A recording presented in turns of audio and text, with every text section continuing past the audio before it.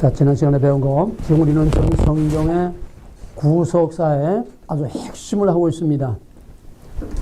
그건 뭐냐? 구속이란 뭐냐? 구속이란 뭡니까? 구원이란?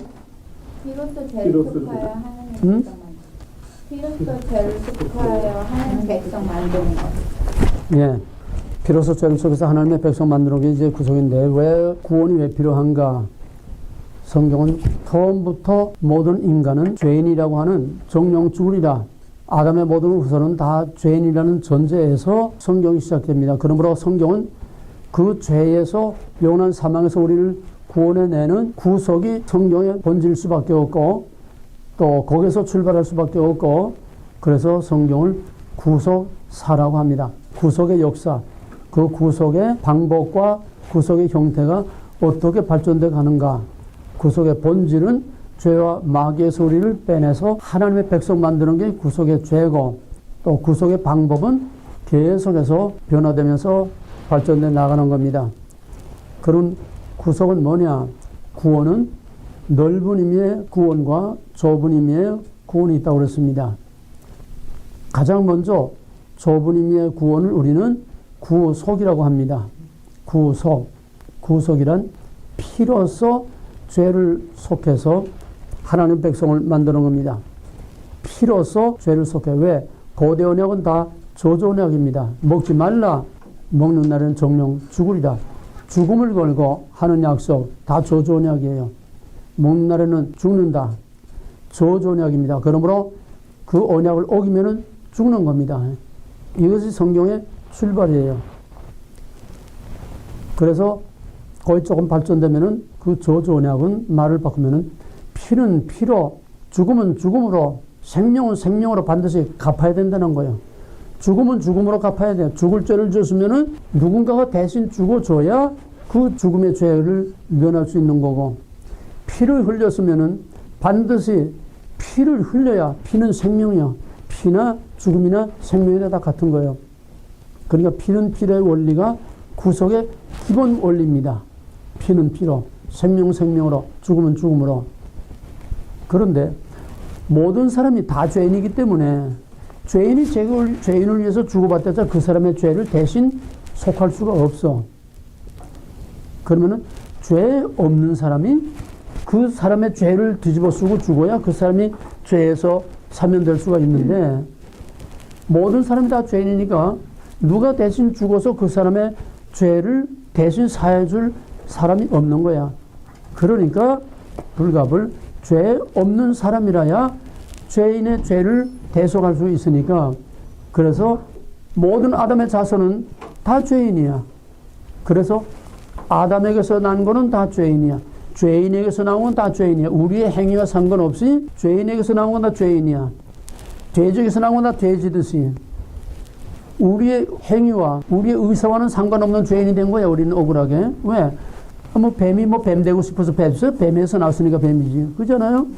누구 개가 되고 싶어서 개가 됐어? 개에게서 나오니까 개가 된 거지. 우리의 의사와 상관없이 우리는 죄인이 되고 싶어서 죄인이 아니라 죄인에게서 나왔으니까 너네 원하든 원치 않든 죄인으로 나오는 거야. 근데 우리 죄를 해결할 자가 없어. 죽어야 해결되는데 우리 대신 해결해 줄 자가 없어. 그러니까 사람은 사람이라도 죄 없는 사람이 필요해. 그런 사람이 아담의 후손에서는 찾아올 수가 없어. 그러니까 사람은 사람이라도 죄 없는 사람으로 우리의 죄를 다 대신 뒤집어 쓰고 죽어야 되니까, 사람은 사람이라도 죄 없는 사람이어야 하니까 아담의 피를 받지 않은, 아담의 죄와 피의 유전을 받지 않은 바로 성령으로 잉태된 하나님의 아들 예수 그리스도를 이 땅에 보낼 필요가 생기는 겁니다. 여기서 진짜 구속이 이루어지는 거예요. 그때까지는 사람이 죽지 못하니 아직 깊이는 들어갈 수 없어요. 그때까지는 예수님이 우리 죄를 대신 죽을 때까지는 임시로 짐승을 대신 죽였어. 짐승을 시내산 모세 때부터 예수님 때까지 1500년 동안 수많은 짐승을 죽였어도 인간의 죄가 근본적으로 해결이 안 돼. 그거는 근본적인 죄의 해결책이 아니라 짐승의 제사는 이거로는 안 된다는 거를 알게 해서 근본적으로 장차 짐승이 아닌 진짜 죄 없는 사람이 모든 사람의 죄를 대신해서 죽어야 할 것을 미리 내다보게 하는 그림자. 그게 제사예요. 그래서 짐승의 제사를 날마다 피비린내는 제사를 지내도 안 되기 때문에 죄 없는 하나님의 아들이 우리 대신 죽어야 하는 대속이라고 하는 그리스도 예수 그리스도의 대속의 은혜를 필요로 하게 되는 겁니다. 그 다음에 이제 지난번에 거기까지만 하고 그 다음에 이제 그러면 구속이란 뭐냐? 죄 속함을 받는다는 건 뭐냐? 우리가 죄를 예수 믿고 죄 사함을 받았다고 해서 우리 죄가 없어지는 게 아니에요. 우리 죄는 주님 오실 때 부활할 때까지 우리는 여전히 아담의 그 피가 우리 속에 흐르고 있고 아담의 거짓말과 아담의 그 죽음과 아담의 모든 죄를 우리는 그냥 안고 살고 있어. 또 그것만 안는 게 아니라 여전히 그 죄를 계속 범하고 살고, 그러니까 원죄와 자범죄를 계속 우리는 안고 살고 있다는 얘기예요. 그 예수 믿고 우리 죄 사함 받았다, 나 자유 얻었네, 뭐 너 그리스도 안에서 그리스도 안에서는 자유다. 우리가 얼마나 그런 찬송도 부르고 교회에서도 얼마나 들어요. 그러나 우리는 그 찬송이나 이런 데서 설명할 수가 없으니까 그냥 그렇게 상징적으로 요약을 해서 했지만은 우리는 예수 믿고 죄 사함을 받았다고 해서 죄로부터 자유한 게 아니야. 죄로부터 자유하면 죄를 안 져야 돼. 그게 뭐냐? 우리에게는 예수 믿고 우리가 구원을 받아 하나님의 백성이 되고 하나님의 자녀가 됐다고 해도 우리에게는 아무런 변화가 일어나는 게 없어. 왜? 어디서 일어나는 거야? 그럼 구원받았다는 거는? 영적 구원이야. 영적인 구원이야. 우리 육신의 현실적인 구원이 아니야. 영적인 구원이야. 그건 어디서? 천상적, 법정적. 이거 중요해. 이 용어가. 천상적, 법정적. 우리 여전히 죄인이야. 근데 예수 그리스도를 나타난 하나님의 의를 믿음으로 하나님께서 그 믿음 하나 보고 나 내 죄 안 봤다. 죄를 못 본 채 하는 거. 그 구속이라는 건 죄를 덮는 거야. 죄를 덮어서 있는데도 아는데도 죄 못 본 척하고 죄 없다고 봐주시는 거. 이게 의롭다고 봐주시는 칭의라는 겁니다. 칭의. 죄 없다고 봐줬으면은 이제 의롭다고 봐줬으면은 거기에 따라서 마귀의 자식이 하나님의 자녀로 신분이 바뀌는 거예요. 양자. 신분이 바뀌는 걸 자동으로 따라와. 칭의의 결과가 신분이 바뀌는 양자, 하나님의 자녀로 이건 동시적으로 일어나는 거야. 시차가 없어. 의롭다고 인정하고 법정적인 선언으로 빵빵빵 넌 죄 없어. 선언해. 그러면 동시에 그거는 너는 내 자식이야, 내 아들이야. 신분의 변화가 동시에 따라옵니다. 영적인 구원은 신분의 변화가, 칭의는 신분의 변화가 동시에 따라와요.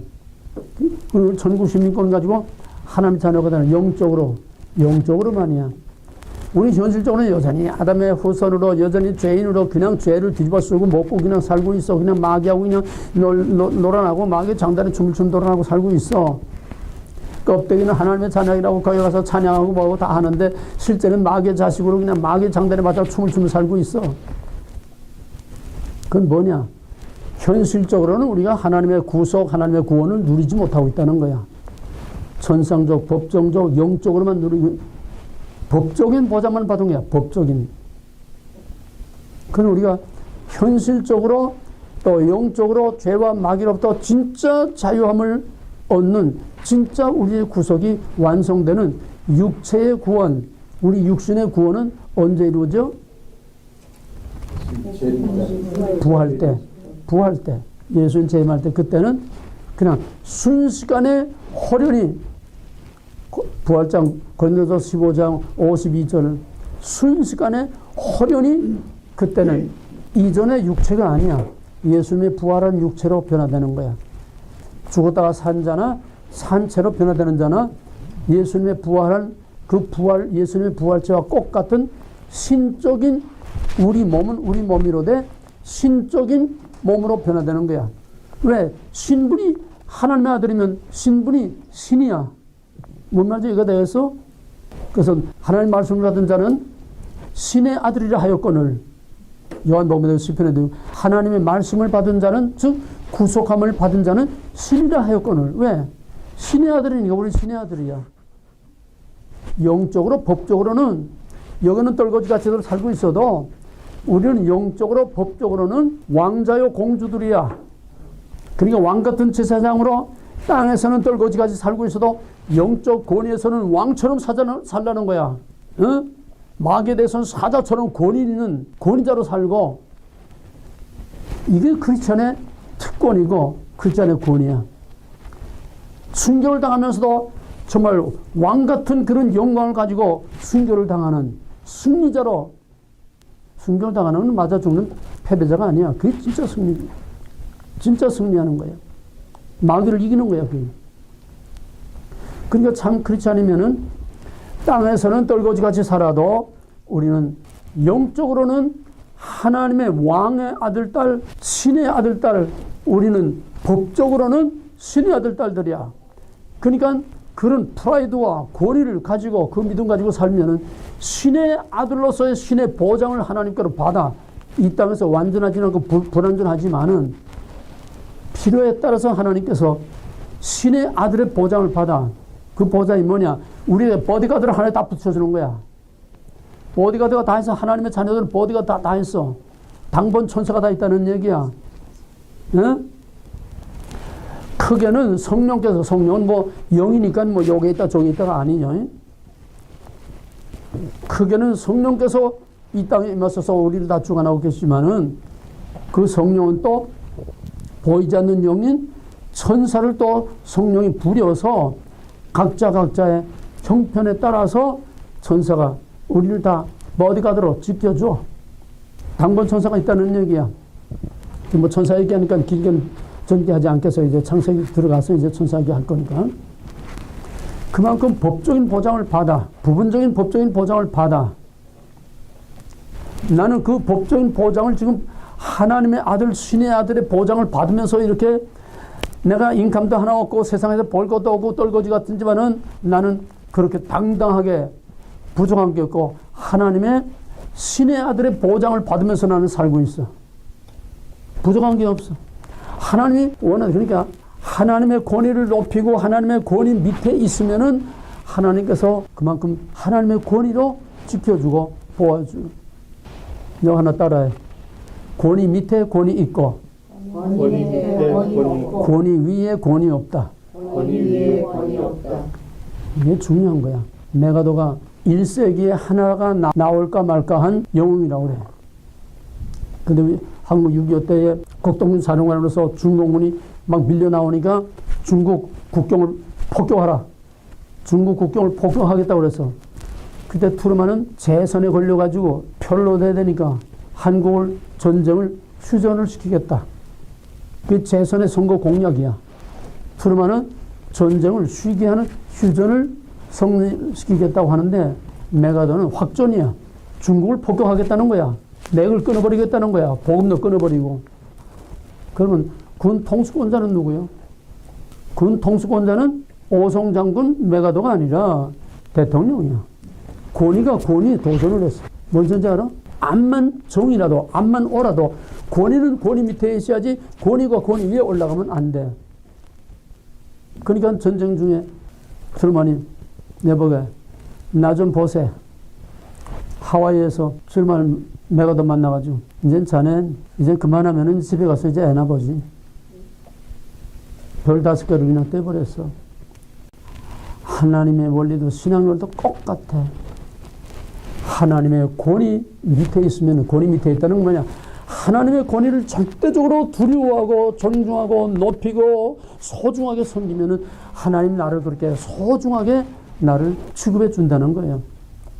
잠언 4장 8절 그를 높이라. 그러면 그가 너를 높이 들고 그를 품으면 아름다운 관을 씌워주리라 그랬어요.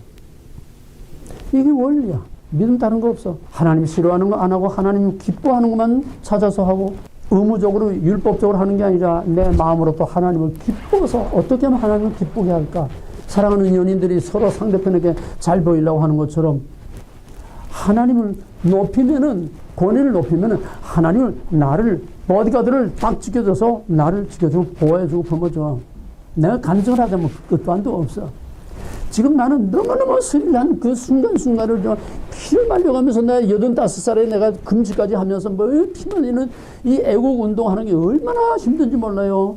그 순간순간 넘어가는 거, 정말 사람으로는 도저히 넘어갈 수 없는 거를 하나님께서 그때 그렇다고 리빌진 타고 가는 것처럼 그냥 자동적으로 오토매틱으로 다 해결해 주는 게 아니에요. 피눈물 나는 기름을 말리는 금식을 하면서 바짝바짝 피가 기름이 말리고 하나님께 매달려 기도하면 그래 젓가락 넘어가. 오늘 아침에도 엄청난 고비 하나를 거기 넘어가서 얼마나 마귀가 그냥 그걸 가로막고 방해하고 못하게 그냥 역사하는지, 그냥 큰 놈의 강한 놈의 마귀가 오늘 아침에 목숨을 걸고, 아니 하나님 하지 않으면 나 안 해요. 하나님 하라고 하면 이 마귀 딱 깨뜨려버리고 정면 돌파하게 해야 돼요. 기도하고 나갔더니 세상에 180도 상황이 180도로 뒤집히는 거 있지. 이런 맛을 모르면은 살아계신 하나님과 함께 동행하고 동거하는 신앙을 살 수가 없어요. 높이면 안 높여져. 우리 하나님의 자녀가 되는 신분, 칭의, 양자의 보증을 받으면은 불완전하지만은 나중에는 한꺼번에 다 그냥 사사오입, 한꺼번에 일시의 순식간에 다 영으로나 육으로나 흠도 티도 없이 완전히 예수님의 부활체와 같이 깨끗하게 완전하게 신적인 체질로 시간과 공간의 제한을 받지 않는 초월적인 신적인 그런 상태로 우리를 변화시켜줘. 그러니까 오고 가고 없어고 그때는 우리가 벌써 하나님 앞에 가 있는 거야. 그때까지는 우리는 죄와 마귀와 싸우면서 엎치락뒤치락 하면서 싸우지만은 하나님만 그냥 딱 붙들고 높이고 하나님만 그냥 프론가 두가 바이가 포가딘가 이렇게 하면은 하나님이 그때 우리의 모든 영육간의 생사간의 모든 걸 다 지켜주세요. 이런 맛을 알고 체험을 하면서 살아야 하는 맛이 있고 믿는 맛이 있지. 아무것도 모르고 살면 이제 먹고 자고 싸는 것밖에 없어요. 자, 그러면 이제 구속의 키워드가 뭐야, 한마디가? 구속에 없어서는 안 될 유일한 키워드. 피. 피가 없는 구원은 구원이 아니야. 그건 구속이 아니야. 구속이라는 건 리뎀션. 이건 반드시 피로서 죄값을 치르고 죄와 마귀와 사망에서 빠져나오는 것이 이것이 리뎀션, 이것이 구속이야. 이건 다른 말하고는 섞일 수가 없어. 바뀔 수가 없어. 구속이라고 하는 말은 다른 말과 섞일 수가 없고 섞어 쓸 수가 없고 바꿀 수가 없고 비교할 수가 없어. 절대적으로 이거는 피 흘림이 없이는 사심이 없나니. 왜? 정령 죽으려 했기 때문에 정령 죽어야만 그 죽음과 사망, 죄와 죽음과 사망에서 나올 수가 있어. 거의 결정적인 키워드는 피는 피로, 피야. 그러면 오늘은 지난번에 못한 거, 구원이란 뭐냐? 저분님의 구원, 이건 피로서 죄를 사하는 것, 피로서 죄를 사해서 하나님 백성을 만드는 것을 구속이라고 한다. 좁은 구원은 구속입니다. 그 다음에 넓은 의미의 구원이 피로서 죄를 사하는 이거를 포함하는 피의 구속을 포함하는 구원, 이걸 뭐라고 하냐면 전인구원이라고 그래. 전인구원은 뭐냐? 천상적, 법적, 영적인 구원만이 아니라 종말에 우리의 육신이 영육간에 완전히 부활로서 구원을 받는 이 전인구원. 그러니까 피로서 죄사함을 받는 건 영적인 구원입니다. 종말에 우리의 육체가 부활하고, 그러니까 넓은 의미의 구원은 첫째 이의 구속을 포함하는 전인구원. 그거는 영적으로 천상적이만이 아니라 종말에 우리 육체가 부활하는 전체 전인격적인 그 구원을 넓은 의미의 구원이라고 하고, 좁은 의미의 구원은 피로서 죄를 속하는 천상적 법적 영적인 구원, 그건 좁은 의미의 구원이고, 넓은 의미의 구원은 정말의 우리의 육체 구원까지를 포함하는 전인 구원을 넓은 의미의 구원이라고 한다. 확실히 구별돼요? 네. 근데 우리는 이 구별을 별로 하지 않고 그냥 것을 막연하게 추상적으로 구원이라고 하는데, 이 구원이라고 하는 것은 너무나 광범위하고 추상적이기 때문에 우리는 구속과 이 전인 구원으로서의 피가 있는 넓은 의미의 전인 구원, 이걸 확실하게 우리가 구별을 해야 됩니다. 그 다음에는 넓은 의미의 구원, 두 번째는 피의 구속이 없는 구원. 그러니까 피의 구속이 없다는 것은 죄사함이 없다는 거예요. 죄사함이 없는 구원. 구원이라는 건 죄와 마귀와 영원한 사망에서 우리가 나오는 게 구원인데, 여기는 피가 없으니까 죄사함이 없어. 죄사함이 없는 구원. 그건 무슨 구원이냐? 그거를 사회구원이라고 그래. 소셜 에반젤리즘. 그러면 이 사회구원이란 뭐냐?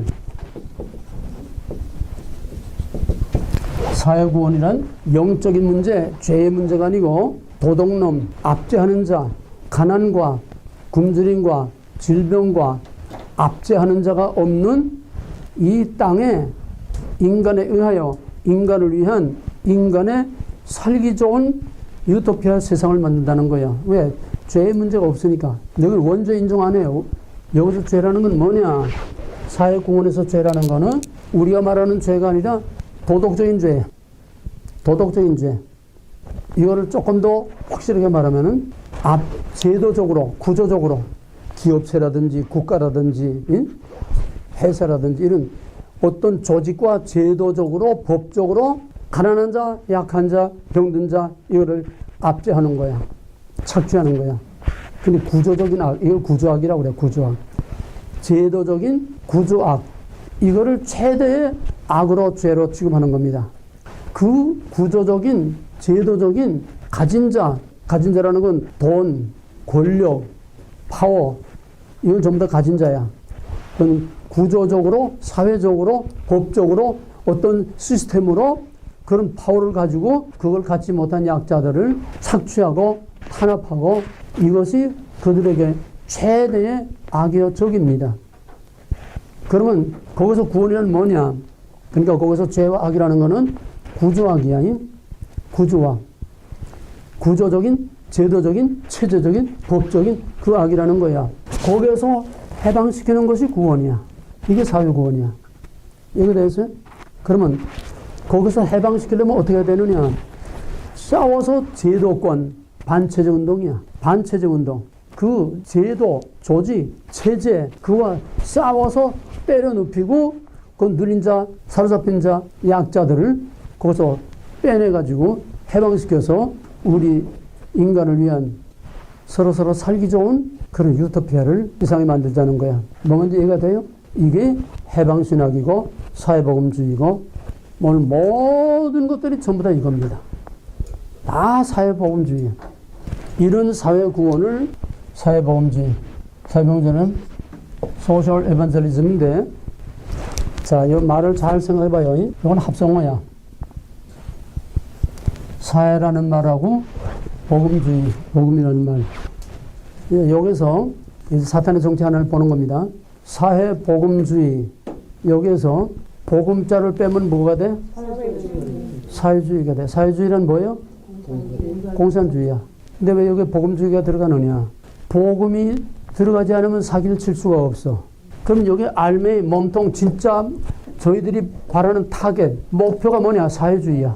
목표는 제도적으로 착취하는 자, 제도적으로 사람들을 눌리는 자, 압제하는 자, 이게 없고 제도권 때문에 밑에서 가난한 자, 병든 자가 소외당하고 착취를 당한다는 거야. 이걸 깨뜨려 부시고 눌린 자, 사로잡힌 자, 가난한 자, 병든 자, 소외된 자, 그들을 거기서 해방시키는 것이 사회구원인데 그게 해방신학이야. 쉽게 말하면은. 그런데 그러기 위해서는 이걸 다 깨뜨려 부시고 때려 부셔야 돼. 반체제 운동, 반정부 투쟁. 이것이 각양각태의 모양으로 지금 전 세계를 어지럽히고 또 특히 우리나라를 어지럽힙니다. 그 이상 깊은 얘기는 여기서 할 수가 없어요. 지금 아웃라인만 하는 거니까. 그러면 뭐냐? 궁극적인 목적은 세상을 사회주의 국가, 사회주의 세상을 이루는 거예요. 공산주의 세상을 이룬다는 얘기야. 사회주의는 공산주의로 가는 과정이니까. 여기에 복음이 들어가느냐? 복음이 들어가야 사기를 칠 수가 있어. 왜? 복음이 뭐요? 사랑, 평화, 용서, 화해, 서로서로. 이게 복음 아니야? 이걸 껴야 사기를 칠 수 있으니까 여기에 복음자가 들어가는 거야. 근데 저희들은 사회복음주의라는 거는 내가 사회자라는 걸 내가 붙여준 거지, 내가 아니라 나 같은 사람들이 요 거짓말 사기치는 놈한테 너는 거짓말이다 딱지를 붙여준 거야. 사회라는 딱지를 붙여준 거야. 응? 이 사람들은 뭐냐면 사회자를 안 붙여. 복음이라고만 그래. 복음주의, 복음. 그 복음이 문제야. 그런데 나 같은 사람은 거짓말하지 마라. 너희는 복음주의가 아니라 복음의 탈로 위장한 너희는 사회주의 국가를 건설하는 사회주의 세상을 만드는 게 너희들의 목표야. 그 사회자를 붙여준 거야. 엄밀히 말하면은 너희는 복음의 탈을 썼을 뿐이지 너희는 사회주의 공산주의자들이야. 뭔지 알겠어? 이게 얼마나 무서워? 이거를 정확하게 꿰뚫어보는 목사들이 없어. 정확하게 말해주는 목사가 없어. 왜? 목사들 한 통속으로 다 사회복음주의로 가고 있으니까. 뭐냐? 구체적으로, 적극적으로, 이론적으로, 신학적으로, 교리적으로 이렇게 딱딱하려 말하진 않지만은 두리뭉실 인간에 의하여 인간의 살기 좋은 세상 서로 물고 뜯고 하지 말고 사랑하라, 용서하라, 평화롭게, 행복하게, 해피, 웰비, 이거 전부 다 따지고 보면 사회복음주의야. 이 세상에 살기 좋은 세상을 만들자는 얘기야. 여기서 자유로운 목사가 있겠어? 요즘 모든 교회 목사들의 메시지, 목사들의 목회 스타일 전부 다 사랑, 용서, 화해, 서로 도덕적으로 서로 용서하고 서로 잘 살고 서로 사랑하라. 전부 복음이에요, 복음이. 그 뭐야? 그래서 어떻게 하자는 거야? 그들이 말하는 천국, 유토피아는 살기 좋은 세상은 이 땅에서 서로 용서하고 사랑하고 화목하고 서로 돕고 서로 섬기고 서로 나누고 나눔 섬김 이러면서 살기 좋은 세상을 이 땅에 만들자는 얘기지. 그들에게는 한울이 없어. 왜? 원죄가 없어. 그들의 죄는 압제하는 자, 가진 자, 탄압하는 자, 착취하는 자, 이게 죄지. 도덕적인 죄, 그 이상의 제도적인 구조학을 죄라고 하는 거지. 그놈대로 때려부수고 거기서 해방시키는 것이 이게 복음이라는 거야. 그게 사회구원, 사회복음주의야. 이제 이해가 됐어요? 그러니까 우리가 믿어도 정확하게 똑바로 알고 바로 믿어야지. 그렇지만 다 들이뭉실 도매금으로 그냥 큰 홍수에 그냥 그 강에 오만 오물이 다 떠내가듯이 우리는 이런 탕류에 그냥 흘러 떠내려가는 거야, 같이. 거기서 튀어나와야 돼. 그 탕류에서 튀어나와야 돼. 그러기 위해서는 뭐가 진짜고 뭐가 가짜고 뭐가 위장한 거고 그 속에 뭐가 있는지 정확하게 본질과 원리를 꿰뚫어 봐야 돼. 이 모든 세상 돌아가는 이것들을 해부대에 올려놓고 배를 가르고 그 속에 뭐가 들어있는지 전부 다 낱낱이 드러내고, 그래서 정확하게 그 정체를 알고 정확하게 믿어야 그나마도 겨우 바로 믿고 하나님을 바라보고 살 수 있지. 그렇지 못하면 두리뭉실 당연. 오늘날 기복신앙, 기복주의. 그게 뭐야? 저 복받고 잘 사자는 얘기 아니야? 복자 빼놓으면 말이 안 되고, 복자 빼놓으면 기도가 안 되고, 복자 빠지면 축복 빠지면은 설교가 안 돼. 메카리가 없어. 김 빠진 사이다처럼. 예수 믿는 거는 복 받기 위해서 믿는 게 아니야. 우린 받을 거 다 받았어. 더 받을 거 없어. 로마서 8장 34절에서는 아들을 아끼지 않으시니까 무엇을 너에게 더 아끼시겠느냐. 하나님이 우리에게 아들까지 내어주셔서, 독생자까지 내어주셔서 더 내줄 거 없어. 줄 거 다 줬어. 우리가 찾아먹지 못하는 것 뿐이지. 맨날 근데 뭐 달라 이게 샤머니즘이야. 우리는 달라고 할 게 없어. 하나님의 자녀의 권세와 권위와 그 오토리티를 가지고 살면은 하나님께서 거기에 뒤따라 보장해주고 책임져 주셔. 어느 정도까지 죽어도 영원히 사는 생명의 보장까지 해주시는 거예요. 이 권위를 가지고 살아야 돼. 하나님 외에는 무서운 게 없는. 나는 일단 말씀을 들고 딱 서게 되면은 그 앞에 대통령이 서 있든지 뭐 누가 서 있든지 하나님 외에는 무서운 게 없어. 그러니까 막 떠드는 거야. 눈치 보고 몸살이면 왜 이렇게 내 말이 거칠게 할 수, 하나님 외에는 무서운 게 없어. 이게 영적 권위야. 그러니까 사회복음주의는 듣기는 좋아. 왜? 이 세상 다 서로 잘 살자는 얘기니까 나쁘다고 할 사람 하나도 없어. 이 본질을 꿰뚫어 보지 못하면 그거 다 하는 거지. 오늘의 교회가 솔직히 말하면 오늘 교회는 뭐 몇 프로라고 할 수는 없어도 그것도 거의가 다 저희도 모르는 중에 다 사회복음주의, 웰빙, 기복신앙, 다 사회복음주의, 인본주의, 다 사회주의. 좀 더 적극적인 거는 진짜 공산주의 사상을 가지고 있는 사회복음주의 목사들, 신학자들 얼마나 많은지 몰라. 지금 평신도들도 뭐가 뭔지 모르면서 이 사상에 다 젖어가고 있어요. 뭐가 뭔지 모르면서 여기 다 그냥 같이 젖어 들어가고 마비돼서 몰라. 사회복음주의는 인간에 의하여 인간을 위한 인간의 살기 좋은 세상을 이 땅에 만들자고 하는, 이건 이 땅은 마귀의 세계야. 사탄의 왕국을 만들자는 거야. 그럴싸한 복음에 탈을 쓰고 좋다는 말 다 사용하면서 결국은 궁극적인 목적이 뭐냐? 목표가 뭐냐? 이 땅에 인간의 살기 좋은 세상을 우리의 힘으로 만들자. 여기 하나님, 여기 예수는 전부 빈 껍데기, 저희들이 이용해 먹는 빈 껍데기들이지, 사기치기 위한 빈 껍데기들이지, 거기에 진짜 예수, 진짜 하나님, 진짜 성령 없어. 원죄도 없어. 거기는 오직 구조적인 악이 있을 뿐이고, 그 악을 깨뜨려 부시고 거기서 눌린 자들을 빼내서 해방시켜서 자유로운 세상, 평화로운 세상, 도둑놈이 없고 압제하는 자, 착취하는 자가 없고 질병이 없는 인간에 의하여 인간의 모든 문제를 다 해결하는, 할 수 있다. 뉴에이지. 이게 사회복음주의야. 그러니까 형태는 표면으로 나타난, 그거는 다 각양각색으로 나타나지만은 그 근본 뿌리와 몸통은 다 뉴에이지야. 다 사탄이야. 어디에? 땅에.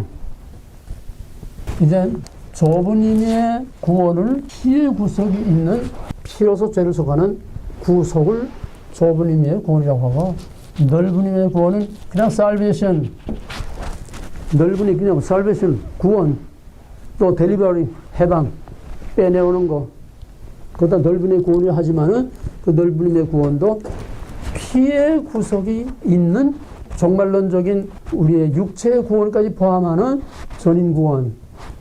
이건 우리의 구원은 넓은 의미와 좁은 의미 두 가지 다 있습니다.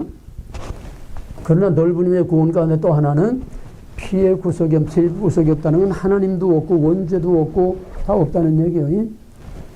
오직 인간에 의한 인간의 죄를 인간이 다돌아면서 인간의 살기 좋은 세상을 이 땅에 만들자는 거고, 완전한 구원은 천상적인 영원한 구원, 하늘이냐 땅이냐 이걸 꿰뚫어 봐야 돼. 우리는 궁극적인 목표를 하늘에 둔 거냐 땅에 둔 거냐, 미래에 둔 거냐 현재에 둔 거냐, 하늘이냐 땅이냐 미래냐 현재냐 하나님이냐 인간이냐. 오늘 확실히 명심에도 새겨놔. 하늘과 땅, 하나님과 인간, 미래와 영원한 미래와 현재. 거기에 따라서 진짜와 가짜 갈라집니다. 그러면 하나 더 하게 되면은, 여기 사회복음주의가 나왔으니까 신복음주의라는 게 있어요. 왜? 사회복음주의는 결국 공산주의, 이 복음주의, 피의 구속이 있는 이 복음주의는 이거 극과 극이야. 극과 극이야. 근데 서로 배타적이고 서로 앙숙이고 서로 싸울 수밖에 없어. 화해할 수가 없어. 그러니까 여기에 한 수 더 높은 사탄이 끼어들어서 왜 같은 하나님 믿으면서 이렇게 싸우느냐? 왜 서로 원수시하고 적대시하느냐? 복음이란 서로 사랑하고 용서하는 게 복음이 아니냐? 그러니까 좌우, 우리는 중도다. 중도. 좌우 연합으로 서로 사이좋게 지내자. 중도. 극과 극의 대치가 아니라 서로 용납하고, 사회복음주의도 용납을 하고, 사회복음주의에서도 이거 용납하고, 서로 용납해서 그리스도께서 이루시는 사랑의 공동체를 만들자는 거야. 얼마나 멋져? 이게 고등사기입니다. 언제나 중도라는 거는 고등사기예요. 중도란 없어요. 세상은 선이면 선, 악이면 악이지, 천국이면 천국, 지옥이면 지옥이지, 중도라는 건 있을 수가 없어요. 중도라는 건 전부 사기술이야. 이중간첩, 양다리 깨지고 노는 이중간첩의 운명은 반드시 이쪽에서 죽이든지 저쪽에서 죽이든지 죽게 돼 있어. 역사상 중도 연립정부가 성공한 예가 없어. 2차 대전 후에 독일에도 기민당하고 사회당하고 연립정부를 만들었는데, 일본에서도 사회당하고 또 연합정부, 전부 이 좌우 연합 연립정부를 세워가지고 중도 이거를 만들어가지고 성공한 예가 없어요. 언제나 정체성이 확실해야 돼. 특히 신앙에서는 이 정체성이 확실해야 됩니다. 구별이 확실해야 돼요. 믿음이란 구별이야. 하나님의 진리란 구별입니다. 그래서 요 신복음주의는 뭐냐 하면은 구별을 없애는 거야. 구별을 아주 그럴싸한 윤리와 도덕을 통해서 하나님의 사랑, 예수는 사랑이다. 복음이란 사랑이다. 용서하고 서로 사랑하는 거다. 서로 상대방을 용납하고 원수를 사랑하는 거다. 해결하지 말자. 그러면서 표면적으로는 자, 여기 중요한 건 뭐냐면 피의 구속을 포함하는 넓은 의미의, 이게 진짜 복음주의입니다. 피의 구속을 포함하는 넓은 의미의 구원, 이게 진짜 복음주의입니다. 근데 피의 구속이 없는 사회주의도 복음주의라고 해요. 저희들은 사회자를 빼고 저희들도 복음주의라고 그래요. 신복음주의도 저희들이 신자를 쓰지 않고 복음주의라고 합니다. 우린 다 복음주의라고. 그러니까 우리가 보고 듣는 거는 전부 다 복음주의지, 그 정체를 드러내는 신복음주의, 사회복음주의 이런 말이 책이든 어디든 안 나와요. 그러면 빌리 그레함은 뭐냐? 가장 대표적인 미국의 복음주의 목사라고 그래. 또 로버트 슐러 가장 복음주의적인 미국의 목사라고 다 그래. 그러니까 예수 믿는 건 다 복음주의라는 거야. 어디에서나 다 복음주의를 말써. 그러니까 우리는 그래서 복음주의 하면 다 거기서 우리가 예수 바로 믿는 걸로 알고 있는데, 그 껍데기를 벗기고 그 속의 알맹이를 봐야 돼. 정체를 봐야 돼. 그럴 때에 이것이 사회복음주의인지 신복음주의가 다 복음주의니까 저희도 복음주의야. 껍데기는 스테이먼. 모든 신학교나 교단이나 거기에는 우리는 이런 신앙을 믿는다. 자기들의 신앙 고백과 같은 스테이먼이 있어요. 우리는 뭐 예수의 동정력 잉태를 믿고 십자가의 구속을 믿고 뭐 부활을 믿고 재림을 믿고 이런 거 우리는 이렇게 믿는다 하는 자기들의 신앙 고백의 스테이먼이 있어요. 신앙의 뼈대. 근데 사회복음주의는 그 스테이먼이 우리의 스테이먼하고 달라. 이건 확실히. 왜? 이건 완전히 사회 소셜리즘이니까 우리하고 같은 건 내밀 수가 없어. 그냥 표현은 다 같은 복음의 표현을 쓰면서 속 알맹이가 다른 거죠. 사랑, 화해. 이 신복음주의도 전형적인 복음주의 우리가 갖는 신앙 스테이먼을 간판 내봅니다. 예수의 동정력 잉태를 믿고 예수의 십자가 구속을 믿고 부활을 믿고 또 재림을 믿고 이거 다 믿는다고 그래요. 그리고 우리하고 같아 다를 게 없어. 우리하고 같네? 근데 두 얼굴이야. 표면에는 우리와 똑같은 복음주의 스테이트먼을 간판을 내걸고 뒤로는 완전히 문을 열어놔서 사회주의하고 완전히 문을 열어놔서 그 둘 손잡자는 얘기야. 이게 중도 신복음주의. 그러니까 너희는 복음주의가 아니야. 너희는 복음주의가 변질된 신복음주의야. 그래서 신자를 여기다 하나 더 붙여주는 겁니다. 우리가. 이해가 되겠어요? 가장 대표적인 것이 순수한 성경대로 믿는 전인격적인 구원을 믿는 진짜 복음주의. 이건 진짜 복음주의. 근데 다 복음주의라고 그래. 저희들의 정체를 드러내지 않고 사회복음주의도 복음주의라고 그러고 신복음주의도 복음주의라고. 그러니까 우리가 그걸 구별하기 위해서 사회자, 신자를 우리가 붙여주는 거다. 이 제일 무서운 건 신복음주의입니다. 중간, 중도, 다 좋은 게 좋다. 그래서 여기에 다 무너지는 거예요, 교회들은. 가장 대표적인 아성은 폴로신학. 신복음주의 아주 총본산입니다. 흘러나오면 아주 대단한 것처럼 나 흘러나왔다고 아주 그냥 어깨 펴우들 그러는데 그건 신복음주의예요. 신복음주의는 쉽게 말하면 작동산이 섞인 거야. 진짜 맞아, 섞인 거야. 사회복음주의는 솔직해요. 그 사람은 완전히 사회주의, 공산주의야. 기독교 장로회, 한국신학대학. 이건 완전히 그냥 탈선, 자기 정체를 확실히 밝히면서 아주 당당하게 사회복음주의 활동을 하고 있어요. 그런데 이 복음주의는 뭐가 뭔지도 모르고 어리몽정, 멀때같이 어리몽정하고 다 여기저기 넘어가는 거고, 신복음주의는 그런 약점, 허점을 이용해가지고 믹스시키는 거. 복음주의하고 사회복음주의하고 믹스시키는 거예요. 이게 신복음주의. 빌리그레이엄은 대표적인 신복음주의입니다. 지금 신복음주의자들이 내놓으라 하는 사람들은 대부분 다 신복음주의자라고 하면 왜? 가장 스무스해. 나처럼 이렇게 날카롭고 거치는 게 없어. 걸리는 게 없어. 아주 스무스하고 나이스하기 때문에 다 걸려드는 거예요. 자, 오늘은 이제 그 마무리로 성경이 말하는 것이 성경의 목적이 구속이냐 아니면 하나님의 왕국이냐. 여기 이제 마지막 결론입니다. 구속이냐 하나님의 왕국이냐. 그러면 이걸 이제 종합해서 보게 되면은 구속은 피로서 죄를 속하는 거. 구원은 피로서 죄를 속해서 하나님의 백성 만들어서 뭘 하자는 거냐. 이 결론이 나와야 돼.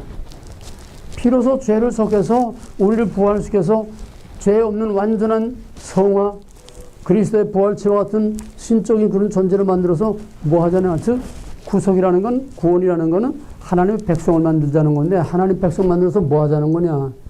하나님의 백성을 만드는 구속이 수단이냐 목적이냐 이 말이에요.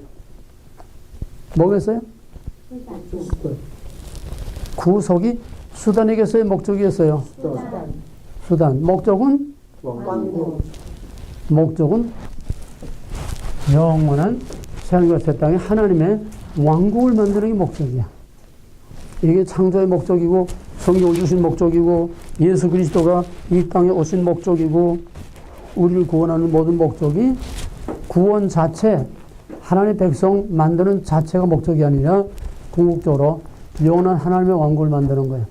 그러면은 사회복음주의, 신복음주의, 또 모든 자유주의 현대신학들은 뭐냐? 그건 전부 다 땅이니까 물리적으로, 육체적으로 압제당하는 상황에서 탈출시켜서 해방시키는 그 자체가 목적이야. 구원 자체가 목적이야. 넓은 의미로 볼 때 우리의 구원의 목적은 궁극적으로 새하늘과 새 땅에 하나님의 왕국을 이루는 건데, 사회복음주의의 목적은 궁극적으로 그들을 해방시켜서 이 땅에 살기 좋은 세상을 만들자는 거야. 땅. 그건 천상적인 영원한 미래적인 그게 없어. 하나님이 없어. 그러니까 그들에게 있어서 구원이라는 거는 가장 중요한 것이 해방시키는 해방사건이야. 출애굽 사건 자체가 목적이야. 무슨 말인가 되겠어요? 해방을 위한 투쟁, 그 자체가 목적이야.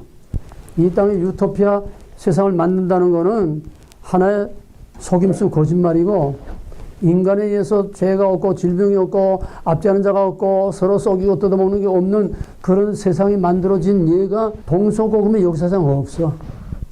그게 뭐야? 공산주의 아니야? 공산주의 어떻게 다 망했잖아. 거짓말이니까 망한 거야. 근데도 지금까지 그 공산주의가 맥히고 있어. 그러면은 지금 우리 본론으로 돌아와서 구속이나 구원이 하나님의 백성 만드는 것에 백성 만드는 뭐 하느냐? 궁극적으로 하나님 왕국 만드는 거다. 그러면은 구속과 구원이 수단이냐 목적이냐? 수단이라는 거야. 목적은 왕국이라는 거야. 자, 그럼 이제 알기 쉽게 실제적으로 애굽에서 나왔어. 구속이야. 그죠? 어린 양의 피의 언약을 믿음으로 물설주에 바르고 피로써 애굽에서 나와서 구속이야. 그럼 여기서 해방시키는 해방 자체가 목적이야, 수단이야? 목적은 뭐가 어떻게 가나안이야. 예? 목적은 약속의 땅이 목적이야. 왜 약속의 땅이 목적이야? 약속의 땅들은 뭐해? 왕국. 하나님은 왕국을 세우는 거야. 그것이 궁극적으로 다윗의 왕국이 장차 메시아를 통해서 이루어질 영적인 왕국이고, 메시아를 통해서 이루어진 영적인 통치를 통해서 죄와 마귀를 다스리고 사망을 다스리며 영적인 왕국을 이룬 그거는 already but not yet. 그거는 장차 영원한 새하늘과 새 땅에 완전한 하나님 왕국과 구원을 이루는 그림자요. 계시의 점적인 발전의 원리입니다. 이게 어쨌거나 현실적으로 지도상으로 보면은 애굽에서 나오는 자체가 목적이 아니라 가나안에 들어가서 왕국을 세우는 게 목적. 아브라함 언약을 성취해서 왕국을 세우는 게 목적이야. 그러면 애굽에서 나올 때 여기 뭐냐 하면 어린 양의 피 언약에서, 어린 양의 피 언약은 예수 십자가를 의미하는 거야. 예수님 6월절에 이제 희생 양이 됐잖아. 이 6월절. 이 6월절에 희생의 어린 양이 희생 제물이 돼서 6월절 어린 양으로 죽어서 우리를 구원한 거야. 애굽에서 나오는 데서 우리는 죄와 영원한 사망에서 나온 거야. 물리적인 구원이 영적인 구원. 그거만 이제 애굽에서 나온 출애굽하고 영적인 출애굽하고 그거만 차이가 나는 거야. 물리적인 구원과 영적인 구원만 거의 계시의 발전의 원리에 따라서 이제 변화되는 거야. 자, 그러면 생각해봐. 구원이 목적이면은, 애굽에서 나오는 게 목적이면은 목적이 이루어졌어. 탈출시키는 거, 압제와 탄압에서 해방시키는 거, 목적이 이루어져서 그 자체가 목적이면은 더 이상 목적이 없지? 그러면 해방신학, 민중신학, 현대신학, 모든 인본주의 신학은 이 사회의 제도적인 악으로부터 눌린 자, 사로잡힌 자, 소외된 자를 해방시키는 자체가 목적이에요. 그럼 여기서 애굽에서 나오는 거, 죄에서 나오는 거, 모든 압제에서 해방되는 거, 그 자체가 목적이야. 그럼 오늘의 교회는 뭐냐? 오늘 교회는 지금 아까 맨 처음에 인간은 죄인이다. 죄로부터 인간을 영원한 죄와 사망에서 해방시키는 구속이 성경의 출발이고 마지막 결론이다. 그러므로 성경은 구속사적일 수밖에 없다. 구속사적인 해석. 그렇게 얘기를 했어요. 지금 전 교회 모든 신학, 모든 신학교, 모든 목사들 그래도 제대로 보수신학을 공부한 사람은 다 구속사적인 해석을 최고의 스탠다드로 그렇게 말하고 있습니다. 그럼 뭐야? 애굽에서 나오는 자체 여기만 머물러 있는 거야. 예수 십자가 여기만 머물러 있는 거야.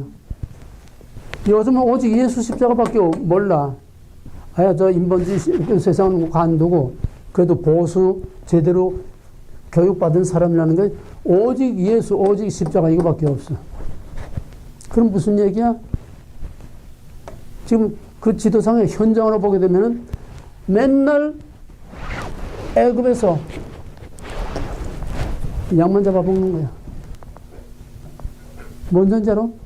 맨날 예수 십자가 구원, 예수 십자가 구원, 맨날 양만 잡아먹고 그냥 피만 해가지고 그냥 여기서 더 이상 나가지 못했다는 얘기야. 그게 오늘의 교회의 현주소야. 구속이 목적이 되면 안 돼. 구속은 수단이야. 수단과 목적이 바뀌거나 수단과 목적에 혼돈이 오게 되면 거기에서 혼란과 불의와 죄와 타락이 오는 거예요. 수단과 목적이 중요해. 성경을 읽기 위해서, 성경을 보기 위해서 목적이 좋아. 근데 성경을 읽고 난 성경이 없어. 성경 보고 싶어서 성경을 전한 목적으로 이걸 출적했어. 아무리 목적이 좋아도 수단이 나쁘면은 이건 합리화될 수 없어.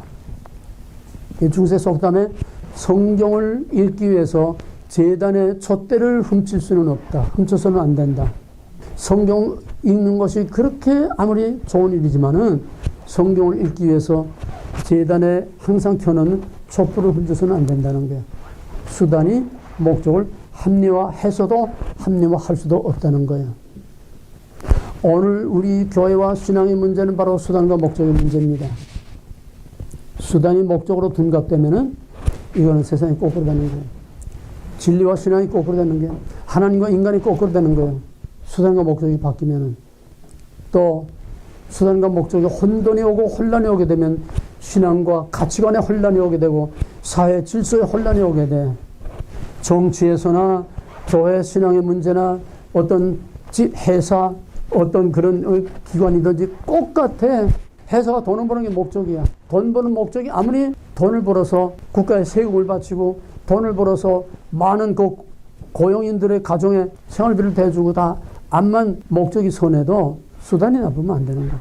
그 불법이지. 마태복음 7장 22절 23절에서 주여 내가 주 이름으로 선자를 선하고 귀신 내쫓고 많은 권능을 행했나이다 할 때에 내가 밝히 말하노니 내가 도무지 너를 알지 못하노라. 불법을 행하는 자들은 내게서 떠나가라. Get out. 불법이야. 왜?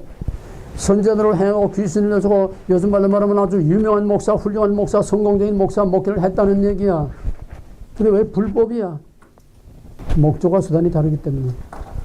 하나님이 팔아서 자기 영광, 하나님의 은사와 능력을 받아가지고 전부 자기를 위해서, 자기 영광을 위해서 전부 했다는 거야. 자기 비즈니스 했다는 거야. 고문 제조하고 돈을 왕소방이 번다는 거야. 네가 오늘의 교회의 타락상, 수단과 목적이 바뀌면 안 돼. 그래서 오늘 모든 인본주의 신학, 자유주의 신학, 웰빙 신학, 오늘의 교회, 그건 전부 다 하나는 물리적인 해방, 또 하나는 영적인 구원이라고 말하는데 여기 차이지 결국은 어디냐? 전부 해방 자체, 십자가 자체, 여기에만 머물러 있는 거야. 그럼 이 사람들은 항상 광야에 머물러 있어야 돼. 왜? 이게 목적이니까 목적을 달성하니 그 이상 목적이 없어. 얼마나 교회가 목적과 목표를 잃어버렸으면 목표가 이끄는 삶이라는 책이 500만 부나 나가고 온 교회를 다 휩쓸었게 해서 거기에는 진짜 목표가 없어. 전부 다 이 과정의 수단과 방법들만 있는 거예요. 그러니까 사기라는 거예요. 얼마나 목표가 분명치 못하면 목적이 이끄는 삶이라는 거예요. 얼마나 교회가 방황하고 있으면 그게 그렇게 500만 부 나가고 세계적으로 센세이션을 일으키는가 이 말이에요. 왜 그 사기가 그렇게 먹혀? 오늘 교회가 목표를 상실한 교회이기 때문에. 구속이 목적이 아니고 구원이 목적이 아니라 예수 십자가가 목적이 아니야. 예수가 목적이 아니야. 예수는 수단이야. 십자가는 수단이야. 예수 십자가의 희생은 수단이야. 하나님의 의를 이루고 하나님의 구원을 이루어서 하나님 백성 만들어서 영원한 하나님의 왕국을 이루기 위한 수단이지. 애굽의 어린 양의 희생 제물과 같은 수단이지. 예수가 절대로 목적이 아니야. 십자가가 목적이 아니야. 아버지의 뜻을 이루는 수단이야. 그러잖아. 내 원대로 마옵시고 아버지의 원대로 되기를 원하나이다. 아버지의 뜻을 이루기 위해서 희생당하는 수단이야. 근데 오늘은 전부 수단이 목적이 되고 있어. 거저 오직 예수 이밖에 없어. 이게 사기치는 거야. 거룩한 사기. 알고 치고 모르고 치는 거다. 그럼 뭐냐? 성경은 출발부터 태초에 하나님 천지를 창세하시니라 빛이 있으라 하는 천부터 하나님의 백성을 만들어서 종말의 영원한 삶과 새 땅에 하나님 왕국을 만드는 여기다가 목표를 두고 있어. 여기다가 목표를 두고 있어. 분명히 목표를 포인팅하고 있어. 이 목표의 포인트를 포인팅하는 것을 모르는 목사들이 전부 중간에서 헤매다가 광야에서 죽은 시체처럼 되고 마는 거야. 왜 그들이 애굽에서 나와서 광야의 시체가 돼서 목적의식이 없어서 왜 나왔는지 몰랐어. 어디를 가야 할지를 몰랐어. 애굽에서 나온 이유와 목적을 몰랐어. 그게 맨날 애굽 타령만 하다가 다 광야에서 죽은 거야. 오늘의 교회가 바로 그 광야의 시체들. 목적의식이 없어. 왜 교회가 있으며 왜 목사가 돼야 되며 목사가 뭐 하는 것이며 목회가 뭐 하는 것이며 교회가 뭐 하는 것이며 왜 예배를 드려야 되며 목표의식이 없어. 목적의식이 없어. 전부 여기에 조사오니 그저 웰빙 그저 살기 좋게 그저 서로 사랑하고 용서하고 서로 포용하고 서로 섬기고 서로 좋은 세상. 그러니까 앞으로 나아갈 수가 없는 거야. 항상 거기에 머물러 있는 거야. 이 개 중에 개 여러 가지 이제 종류 중에 포인터라는 개가 있어요. 포인터라는 개의 생물학적인 그 종류를 말하는 게 아니라 개의 역할을 말하는 거예요. 포인터라는 게 사냥개야. 사냥개는 뭐 테리아 종도 있고 여러 종류 있고 이제 혈통상의 여러 종류가 있는데 사냥개를 통틀어서 포인터라고 그래. 왜 포인터냐? 사냥개는 다른 개와 다른 것이 사냥개는 다른데 관심이 없어. 취미가 없어. 사냥개는 뭐 집을 지키는 개도 아니고 물론 집 지키기도 하지만 집 지키는 개도 아니고 또 경찰들 사역견 냄새 맡고 뭐 범죄 현장 마약을 찾아내고 이 리스큐 사람 파묻힌 거 찾아내고 그런 역할을 하는 특수 사명 그게 아니야. 사냥개의 세계는 필드야. 사냥개의 세상은 필드야. 그러니까 사냥개는 필드에 나가야 제 세상이 오는 거고 집구석에 있으면 답답해 못 살아. 그러면 사냥개는 벌써 주인이 옷 입는 것만 봐도 알아. 응? 벌써 조끼 턱 걸치면은 사냥개는 그냥 좋아서 정신 못 차려. 총 들고 나가면 이제 내 세상이 온다. 그러면 이제 나가가지고서 그날에는 꽁사냥을 하겠다. 그럼 사냥에 가는 현장이 사냥꾼들은 곰을 잡으러 가면 곰이 있을 만한 데를 가고 사슴을 잡으려면 사슴이 있을 만한 데를 가고 꽁 잡으려면 꽁이 있을 만한 데를 이제 가니까 그럼 거기 가면 이제 여기 있으면 이제 곰이 있겠다. 그럼 거기서 이제 분위기를 보고서 이제 사냥개를 이제 꼬비를 딱 풀어서 이제 내 세상이다 하고 슉슉슉슉슉슉. 왜? 자기 타겟을 먼저 찾아. 걔는 냄새를 워낙 잘 맡으니까 오만 냄새 다 나는데 그 중에서 내가 맡아야 할 냄새를 하나 딱 찾는 거야. 딱 잡아. 곰의 냄새, 조그만 무슨 토끼 냄새. 걔는 다 구별하니까. 왜? 사냥 경험을 타도 훈련됐으니까. 그럼 저희 주인이 곰을 잡아. 여기는 곰 잡으러 나온 데다 벌써 다 필링으로 알아. 그럼 다른 냄새 안 맡고 딱 자기가 목표할 그 냄새 하나 쑥 돌아다니다 그 냄새 하나 딱 잡으면 그 다음에는 세상 없는 냄새 나도 다른 냄새 안 맡아. 그 하나만 계속 추적해 나가는 거야.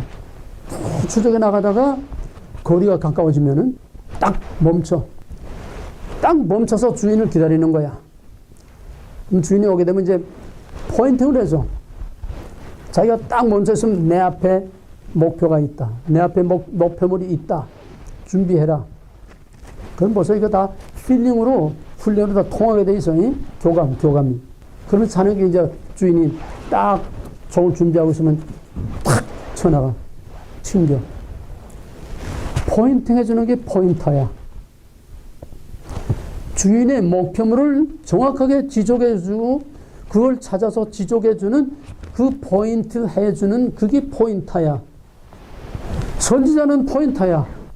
백성들이 그 목적의식을 잃고 방황하고 헤매이고 그냥 부패와 타락 동서남북으로 그냥 헤매고 있을 때에 그게 아니다. 여기다. 여길 바라봐라. 확실하게 포인팅 해주는 것이 이게 선지자요. 이게 예수요. 이게 바로 주의 종들인데 똥개들은 풀어놓으면은 똥개들은 목표가 없어.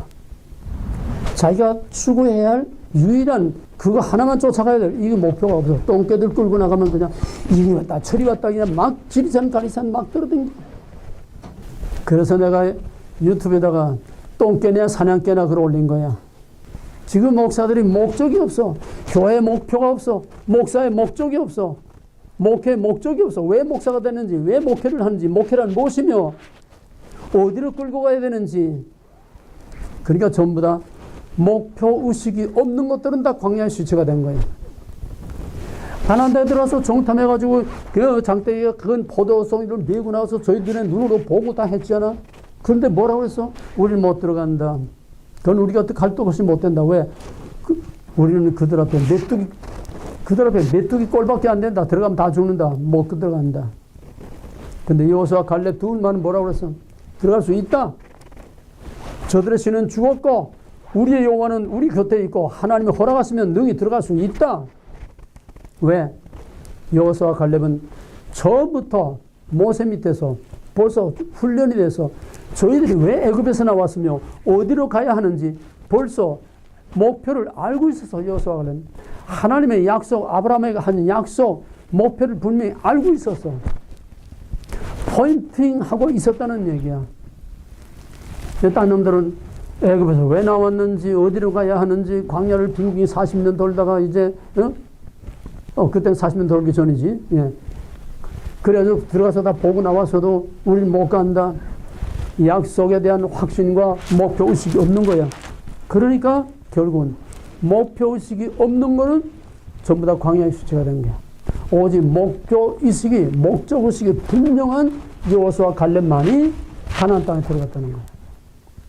이걸 현장으로 옮겨놓게 되면 오늘의 현실로 옮겨야 되면 형태와 무대만 다르지 원리와 본질은 똑같아. 오늘의 교회와 오늘의 크리스찬들과 오늘의 목사들이 목표 의식, 목적 의식이 분명하지 못하면 다 광야의 쓰레기밖에 될 수가 없어. 오늘 번째야. 그래서 이렇게 악을 쓰는 거야. 광야의 시체가 되지 않기 위해서 확실한 목표를 정확하게. 거짓말쟁이들, 사회복음주의, 신복음주의, 오만 인본주의 신학, 거짓말쟁이들이 수없이 많은데 그 거짓말에 속지 말고 바로 여기다 확실하게 포인트 해주고 확실하게 그를 끌고 갈 수 있는 빌립보 3장 14절에서 오직 목표를 향하여 표대를 향하여 다른 박질하고 직진해 나가는 그 앞에 어떤 장애물이 있던 어떤 방해가 있던 어떤 거짓말이 있던 개의치 않고 오직 그 목표를 향해서 정면 돌파하고 끝까지 나가는 이걸 바울의 믿음의 선한 싸움을 싸우고 나의 달려갈 길을 달리고 승리의 면류관을 기다리고 있는 바로 바울의 신앙. 구속이냐 왕국이냐. 구속, 구원, 그 다음에 피가 있는 구속과 피가 없는 구속, 진짜 구원과 가짜 구원.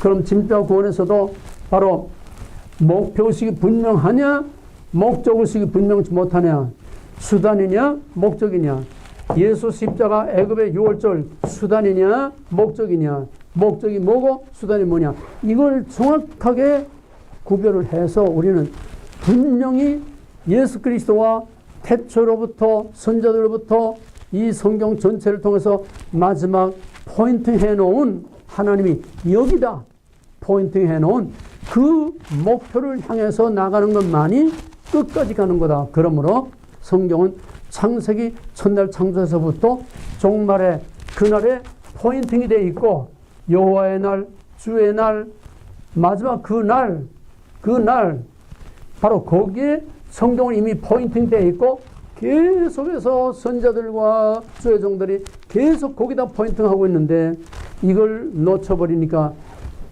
목표 없는 표류하는 배처럼 오늘의 교회와 신앙이 표류하고 떠돌고 있는 거예요.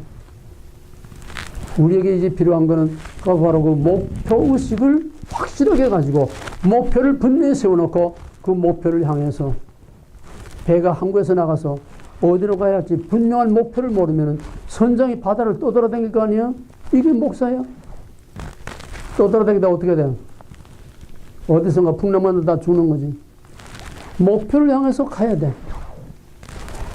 그러면 비행기의 조종사라든지 배의 선장이라든지 많은 사람을 끌고 가는 사람들은 목표의식이 분명해야 돼. 디스티네이션이 확실해야 돼. 어디로 가야 확실해야 돼. 근데 우리는 비행기를 타면서도 목표가 분명치 않은 그냥 아무 비행기나 타면 돼? 물론 태워주지도 않겠지만은 분명한 티켓하고 자기가 타야 할 비행기 확실한 목적지를 가지고 그 비행기를 타야 목적지 가는 거지. 아무 비행기나 탄다고 아무 데나 가는 거 아니야. 그래서 성경은 본질상 종말론적이다. 마지막 포인트, 종말론적이다.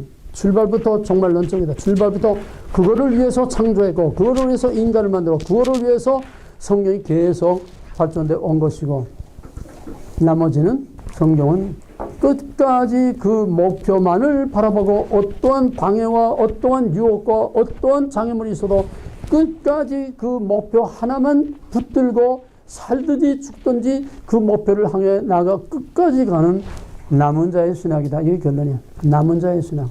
남은 자의 신학.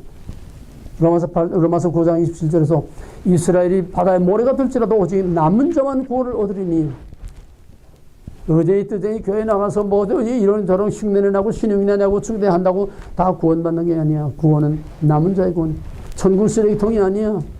줄인 엘리트 진짜 목적의식이 분명한 남은 자들 여호수아 갈렙 같은 자들이 들어가는 거지. 아니면은 완전히 광야에서 새로 태어난 거듭난 번역한 여호수아 갈렙과 똑같은 믿음을 가지고 일신동체로 같이 행동하고 같이 활동한 그 광야의 이세들과 여호수아 갈렙들만이 약속의 땅에 이게 뭐냐? 남은 자의 신학이에요.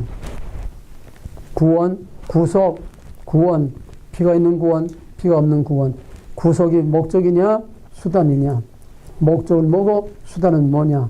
목적은 구속, 구원은 하나님의 백성이 만들어서 영원한 하나님 만국을 위한 수단이고 목적은 마지막 종말에 영원한 하나님의 왕국이 이루어지는 그게 목적이다. 그 목적을 향해서는 끝까지 하나님의 주권, 언약, 거룩을 지키고 끝까지 참는 자, 끝까지 견디는 자, 끝까지 이기는 자, 그들에게만 주어지는 영광의 멸류관, 바로 성경은 남은 자의 신학이다. 이것이 계시록입니다. 우린 창세기에서 계시록까지 다 한 셈이 되는 거예요. 기도합시다. 감사하신 하나님, 구속, 구원, 그 말 속에 너무나